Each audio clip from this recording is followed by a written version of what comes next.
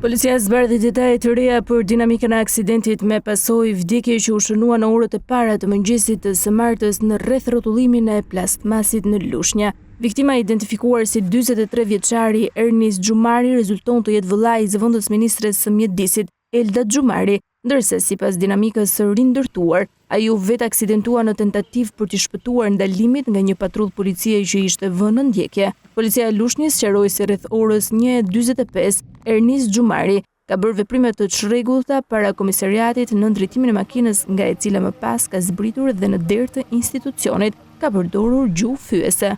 Sipas policisë, 43 vjeçari ka përsëritur këto veprime disa herë brenda një kohe të shkurtër dhe në këto kushte, salla e komandimit ka njoftuar patrullat e policisë në lëvizje. Por kur ka vënë afrimin e forcave të policisë, Ernis Xhumari, sipas rindërtimit të ngjarjes, është larguar me shpejtësi në itinerarin komisariati, ish stacioni i trenit rreth rrotullimi plastmasit. Në këtë pikë për pasojë të shpejtësisë së lartë, ai ka humbur kontrollin e automjetit, duke u përplasur fillimisht me një shtyllë elektrike dhe më pas ka përfunduar i përmbysur në rrugë, ku automjeti është rrotulluar disa herë dhe si pasojë ka humbur jetën në vendin e ngjarjes.